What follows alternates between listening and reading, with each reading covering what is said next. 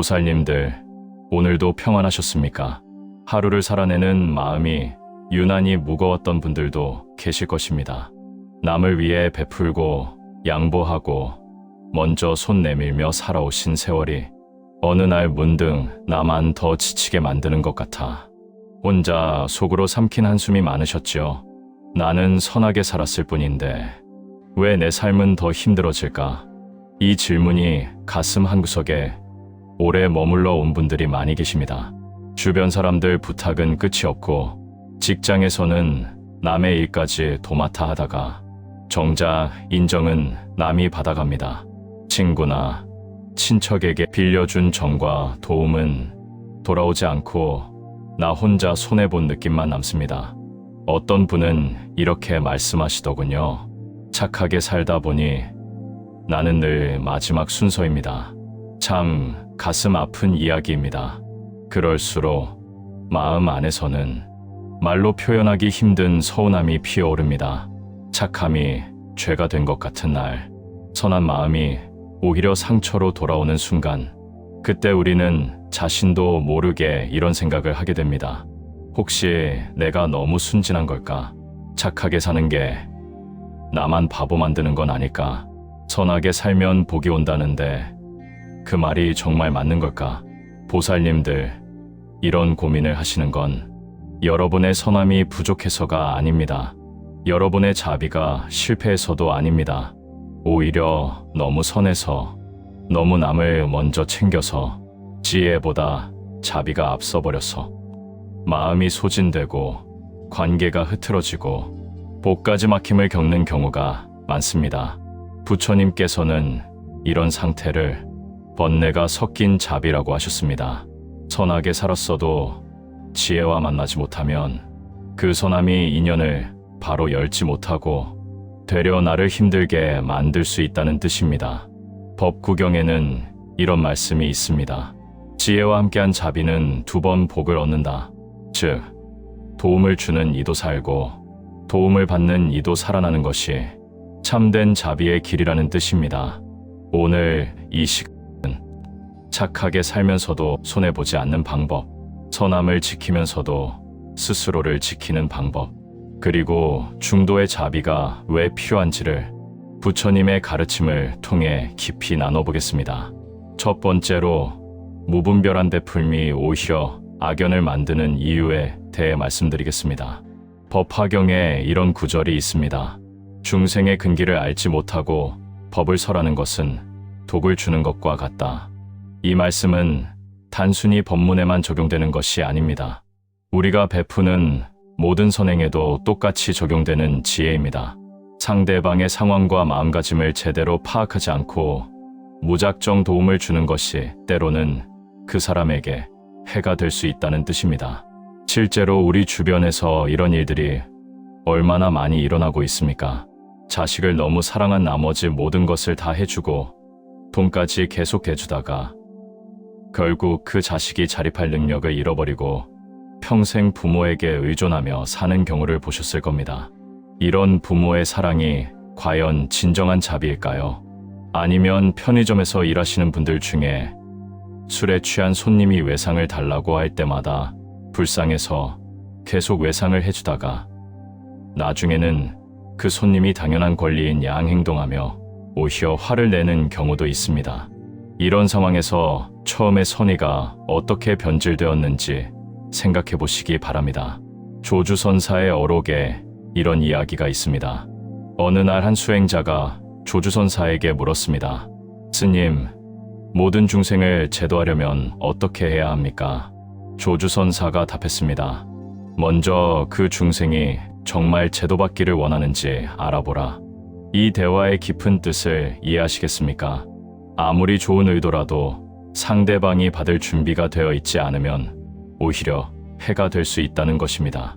더 나아가서는 베푸는 사람 자신에게도 해가 될 수 있습니다. 왜 그럴까요? 무분별한 베풀문 상대방으로 하여금 감사할 줄 모르는 마음을 키우게 만듭니다. 받는 것이 당연하다고 생각하게 만드는 것이죠. 그러면 나중에는 베풀어주지 않았을 때 오히려 원망을 받게 됩니다. 이것이 바로 악연이 형성되는 과정입니다. 선한 마음으로 시작했던 관계가 결국에는 서로를 괴롭히는 관계로 변해버리는 것입니다. 특히 요즘 같은 시대에는 이런 일들이 빈번하게 일어나고 있습니다. SNS나 온라인에서 선의로 도움을 주었다가 나중에는 그것이 당연한 서비스인 양 여겨져서 더 많은 것을 요구받는 경우들 말입니다. 그렇다면 어떻게 해야 할까요? 부처님께서는 응무소주의 생기심, 즉 응당 머무는 바 없이 그 마음을 내어야 한다고 말씀하셨습니다. 이는 금강경의 유명한 구절입니다. 베풀되 집착하지 말라는 뜻입니다. 하지만 여기서 더 중요한 것은 베푸는 방법입니다. 상대방의 진정한 필요가 무엇인지 먼저 파악해야 합니다. 그 사람이 정말로 도움이 필요한 상황인지 아니면 단순히 편의를 위해서 요구하는 것인지 구별할 수 있어야 합니다. 예를 들어서 경제적으로 어려운 친구가 도움을 요청했을 때 단순히 돈을 빌려주는 것보다는 그 사람이 스스로 일어설 수 있도록 돕는 것이 진정한 자비입니다. 일자리를 소개해준다거나 기술을 배울 수 있도록 도와준다거나 하는 방식으로 말입니다. 이런 도움은 받는 사람에게도 더 큰 도움이 되고 나중에 감사의 마음도 더 오래갑니다. 또한 베풀 때는 자신의 능력 범위 내에서 해야 합니다. 자신이 감당할 수 없는 도움을 주다가 결국 자신도 어려워지면 그것은 보살도를 실천하는 것이 아니라 어리석음에 빠진 것입니다. 비유하자면 물에 빠진 사람을 구하려다가 자신까지 물에 빠지면 아무도 구할 수 없게 되는 것과 같습니다. 실제로 우리가 해야 할 것은 상대방이 스스로 헤엄칠 수 있도록 돕는 것입니다. 그리고 베풀 때는 상대방의 자존심도 고려해야 합니다. 도움을 받는 사람이 위축되거나 부담스러워하지 않도록 배려하는 것이 진정한 지혜입니다. 때로는 직접적인 도움보다는 간접적인 방법으로, 때로는 드러나게 보다는 은밀하게 돕는 것이 더 좋을 수 있습니다. 이런 세심한 배려가 바로 관세음보살의 자비방편입니다. 마지막으로 중요한 것은 베푼 후에는 정말로 집착하지 않는 것입니다. 내가 도와주었으니까 고마워해야 한다는 마음을 갖지 않아야 합니다. 진정한 보시는 베푸는 사람도 받는 사람도 베푼 것도 모두 공한 것으로 보는 삼륜청정의 경지에서 이루어져야 합니다.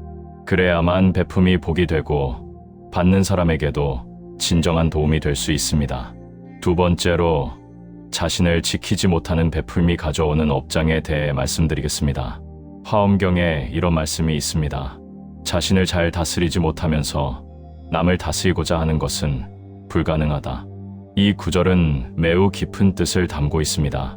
자기 자신도 제대로 보살피지 못하면서 남을 돕겠다고 하는 것은 결국 두 사람 모두에게 해가 된다는 것입니다.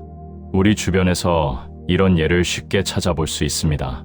자신의 건강을 돌보지 않으면서 가족을 챙긴다고 하다가 결국 쓰러져서 가족들이 더 큰 고생을 하게 되는 경우가 있습니다. 또한 자신의 경제적 기반이 불안한데도 계속해서 남에게 도움을 주다가 결국 자신이 파산해서 주변 사람들에게 도리어 부담을 주게 되는 경우도 있습니다. 이런 상황이 되면 어떤 일이 일어날까요? 처음에는 고마워하던 사람들도 점점 부담스러워하기 시작합니다. 왜냐하면 도와주던 사람이 오히려 도움이 필요한 상황이 되었기 때문입니다. 이때 받기만 했던 사람들의 마음에는 미안함과 동시에 원망의 감정도 생기게 됩니다. 왜 자신의 상황도 생각하지 않고 무리하게 도와주려고 했을까라는 생각이 들기 때문입니다. 이런 감정들이 쌓이면서 결국 좋았던 관계들이 어색해지고 멀어지게 됩니다. 심지어는 그 사람 때문에 우리가 부담을 져야 한다는 원망까지 생기게 됩니다. 이것이 바로 잘못된 자비가 만들어내는 업장입니다. 선의로 시작했지만 결과적으로는 여러 사람에게 괴로움을 주게 되는 것입니다. 임재선사의 어록에 이런 이야기가 있습니다. 어느 날 한 수행자가 임재선사에게 말했습니다. 저는 모든 중생을 구제하겠습니다. 임재선사가 물었습니다. 그러면 너는 누가 구제하겠느냐? 수행자가 대답하지 못하자 임재선사가 다시 말했습니다. 자신도 구제하지 못하는 자가 어떻게 남을 구제한다 하는가? 이 일화의 핵심은 무엇일까요? 진정한 자비를 베풀기 위해서는 먼저 자신이 안정되어 있어야 한다는 것입니다. 자신의 마음이 평안하고 자신의 생활이 안정되어야 남에게도 진정한 도움을 줄 수 있다는 뜻입니다. 그렇다고 해서 완전히 이기적으로 살라는 말은 아닙니다. 자신을 지키면서 동시에 남을 도울 수 있는 지혜로운 방법을 찾아야 한다는 것입니다. 예를 들어서 친구가 자주 돈을 빌려달라고 할 때 매번 빌려주다가 자신의 생활비까지 부족해지는 상황이 되어서는 안 됩니다. 대신에 지금은 여유가 없지만 다른 방법으로 도와줄 수 있다고 말하면서 현실적인 조언을 해주거나 다른 해결책을 함께 고민해 주는 것이 더 지혜로운 방법입니다. 또한 직장에서 동료의 일을 도와주는 것은 좋지만 자신의 일까지 제대로 못하게 될 정도로 무리해서는 안 됩니다. 이런 상황이 계속되면 결국 자신의 평가도 나빠지고 도와주려던 동료도 좋지 않은 상황에 놓이게 됩니다. 부처님께서 중도를 강조하신 이유가 바로 여기에 있습니다. 과도하게 자신을 혹사시키는 고행도, 완전히 편안함만 추구하는 것도 모두 깨달음에 도움이 되지 않는다고 말씀하셨습니다. 이는 우리의 일상생활에서도 똑같이 적용됩니다. 자신을 너무 희생하는 것도, 너무 이기적인 것도 모두 좋지 않습니다. 균형을 잡아가면서 자신도 챙기고 남도 돕는 것이 진정한 보살도입니다. 그렇다면 구체적으로 어떻게 자신을 지키면서 베풀 수 있을까요? 먼저 자신의 한계를 정확히 파악해야 합니다. 경제적으로, 시간적으로, 감정적으로 어디까지가 자신이 감당할 수 있는 범위인지 솔직하게 인정해야 합니다. 그리고 그 범위 내에서 최대한 도움을 주는 것입니다. 둘째로, 도움을 요청받았을 때 즉석에서 대답하지 말고 충분히 생각할 시간을 갖는 것입니다. 하루 시간을 주시면 생각해보겠다고 말하는 것이 결코 나쁜 것이 아닙니다. 이런 시간을 통해서 자신의 상황을 객관적으로 판단하고 정말로 도움을 줄 수 있는지, 어떤 방식으로 도움을 주는 것이 가장 좋은지 생각해 볼 수 있습니다. 셋째로, 도움을 줄 때는 조건을 명확히 하는 것입니다. 이번 한 번만, 이 정도까지만, 이런 방식으로만 등 명확한 기준을 제시하는 것이 서로에게 도움이 됩니다. 이렇게 하면 받는 사람도 어느 정도까지 기대해도 되는지 알 수 있고 주는 사람도 부담을 느끼지 않을 수 있습니다. 넷째로, 정기적으로 자신의 상황을 점검해 보는 것입니다. 도움을 주는 것이 자신에게 어떤 영향을 미치고 있는지, 스트레스가 너무 많이 쌓이고 있지는 않은지 확인해 봐야 합니다. 만약 부담이 너무 크다면 정중하게 상황을 설명하고 도움의 방식을 조정하는 것이 현명합니다. 마지막으로 가장 중요한 것은 자신을 지키는 것이 이기적인 일이 아니라는 점을 분명히 인식하는 것입니다. 자신이 건강하고 안정되어야 더 오래, 더 많은 사람들을 도울 수 있습니다. 이것이 바로 지속 가능한 자비의 실천법입니다. 세 번째로, 진정한 자비와 어리석은 친절의 차이점에 대해 말씀드리겠습니다. 반야심경에 이런 구절이 있습니다. 조겨놓은 계공 도일체고에, 즉 5가지 구성요소가 모두 공함을 비추어 보아 모든 고통과 재앙을 건넜다는 뜻입니다.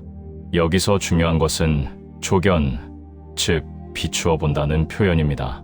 진정한 지혜는 상황을 명확히 보는 것에서 시작됩니다. 우리가 베풀 때도 마찬가지입니다. 상황을 정확히 파악하고 판단하는 것이 선행되어야 진정한 자비가 될 수 있습니다. 어리석은 친절과 진정한 자비의 첫 번째 차이점은 바로 이 판단력에 있습니다. 어리석은 친절은 상황을 제대로 보지 않고 감정에만 의존해서 행동합니다.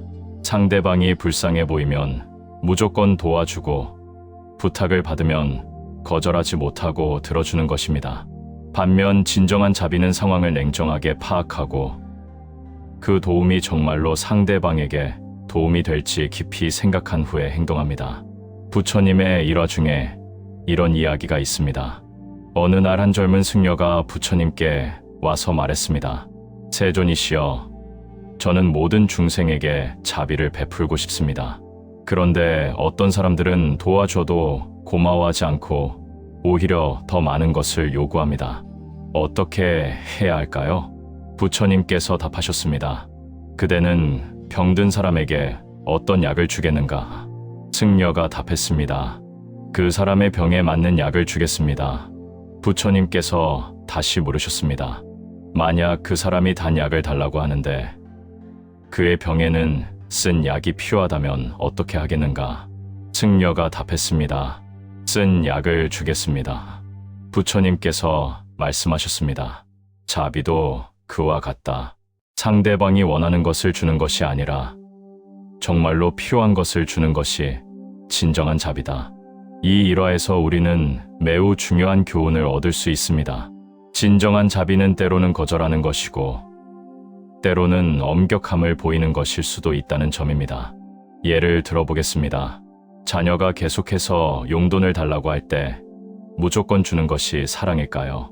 아니면 내가 스스로 일해서 벌어보라고 말하는 것이 사랑일까요? 어리석은 친절은 자녀가 서운해할까봐 혹은 자신이 인색한 부모로 보일까봐 계속해서 돈을 줍니다.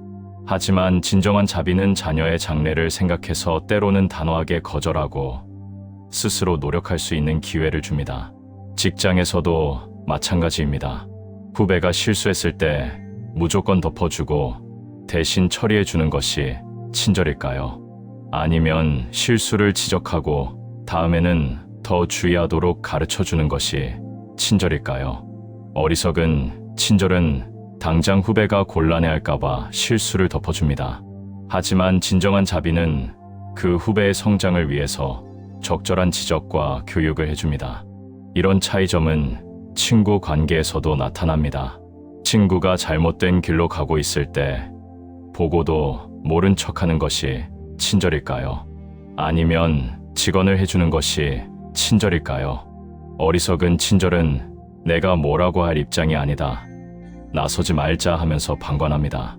하지만 진정한 자비는 친구를 위해서 어려운 말이라도 해줄 수 있는 용기를 갖습니다. 성각 대사의 어록에 이런 말씀이 있습니다. 진정한 벗은 달콤한 말로 현혹하지 않고 쓰디쓴 진실로서 깨우쳐준다. 이 말씀처럼 진정한 자비는 때로는 듣기 쉬운 말을 해주는 것입니다. 그렇다면 어떻게 진정한 자비를 실천할 수 있을까요? 첫 번째로 감정과 지혜를 구별할 수 있어야 합니다. 상대방이 불쌍하다는 감정에만 휩쓸리지 말고 정말로 그 사람에게 무엇이 필요한지 지혜롭게 판단해야 합니다. 두 번째로 장기적인 관점을 가져야 합니다. 당장은 서운하게 여길 수 있어도 결국에는 그 사람을 위한 길이 무엇인지 생각해야 합니다. 세 번째로 자신의 동기를 점검해야 합니다.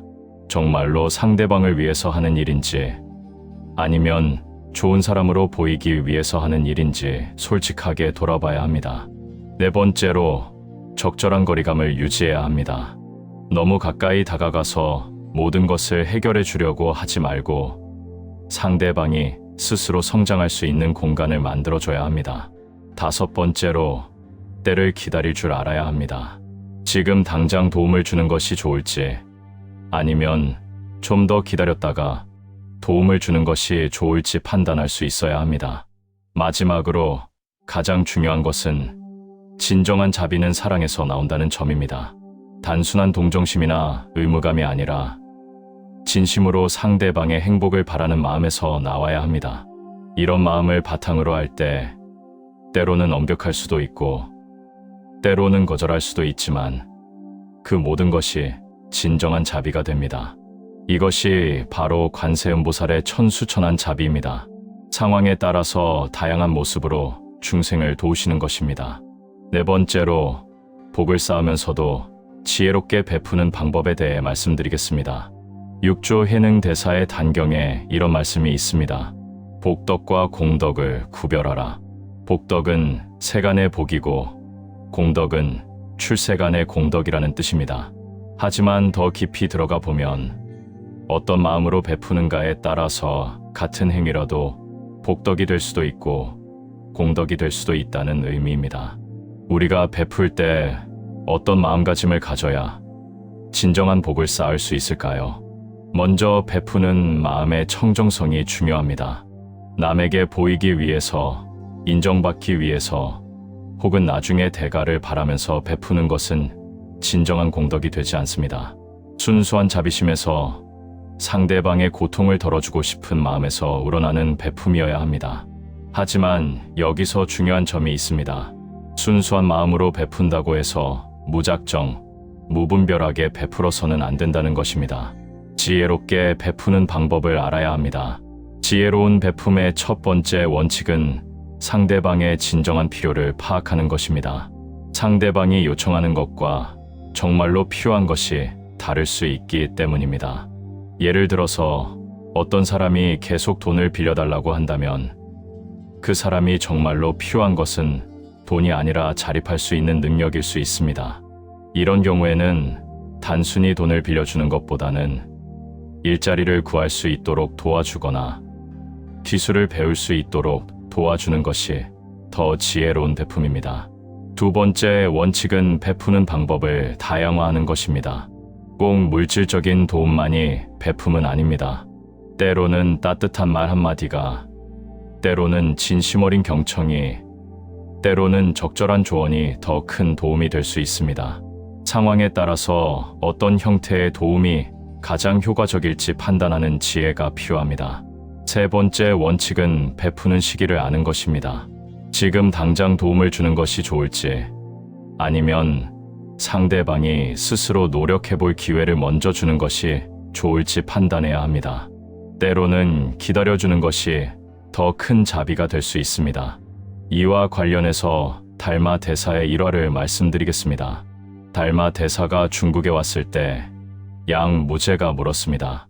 나는 절을 많이 짓고 경전을 많이 베껴 쓰고 승려들을 많이 공양했는데 이런 공덕이 얼마나 됩니까? 달마 대사가 답했습니다. 전혀 공덕이 없다. 양 무제가 놀라서 물었습니다. 왜 공덕이 없습니까? 달마 대사가 답했습니다. 마음이 청정하지 않고 대가를 바라는 마음으로 한 일이기 때문이다. 이 일화의 교훈은 무엇일까요? 아무리 큰 일을 해도 마음가짐이 바르지 않으면 진정한 공덕이 되지 않는다는 것입니다. 반대로 작은 일이라도 순수한 마음으로 하면 큰 공덕이 될 수 있습니다. 그렇다면 구체적으로 어떻게 해야 복을 쌓으면서도 지혜롭게 베풀 수 있을까요?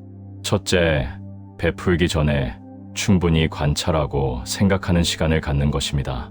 상대방의 상황, 자신의 능력, 베푸는 방법 등을 종합적으로 고려해서 결정해야 합니다.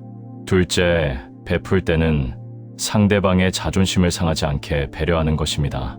도움을 받는 사람이 위축되거나 부담스러워하지 않도록 세심하게 배려해야 합니다. 때로는 도움을 주는 것처럼 보이지 않게 자연스럽게 도움이 되도록 하는 것이 더 좋습니다. 셋째, 베푼 후에는 완전히 잊어버리는 것입니다. 내가 도와줬다는 생각을 계속 갖고 있으면 그것이 집착이 되어서 오히려 공덕을 해칩니다. 베푼 즉시 마음에서 놓아버리는 것이 진정한 무상보시입니다. 넷째, 베푸는 것을 하나의 수행으로 생각하는 것입니다. 베품을 통해서 자신의 탐욕과 이기심을 줄이고 자비심을 기르는 수행의 기회로 삼는 것입니다. 이렇게 생각하면 베푸는 것이 부담이 아니라 기쁨이 됩니다. 다섯째, 정기적으로 자신의 베푸는 방식을 점검해 보는 것입니다. 내가 베푸는 것이 정말로 상대방에게 도움이 되고 있는지, 내 자신에게는 어떤 변화를 가져오고 있는지 객관적으로 평가해 봐야 합니다. 여섯째, 다양한 형태의 베품을 경험해 보는 것입니다. 돈이나 물건만 주는 것이 아니라 시간을 내어주거나 재능을 나누거나 지식을 전해주는 등 여러 가지 방법으로 베풀어 보는 것입니다. 이렇게 하면 자신에게 가장 적합한 베푸는 방법을 찾을 수 있고 더 큰 기쁨을 느낄 수 있습니다. 일곱째, 베푸는 일에 가족이나 지인들도 함께 참여할 수 있도록 하는 것입니다.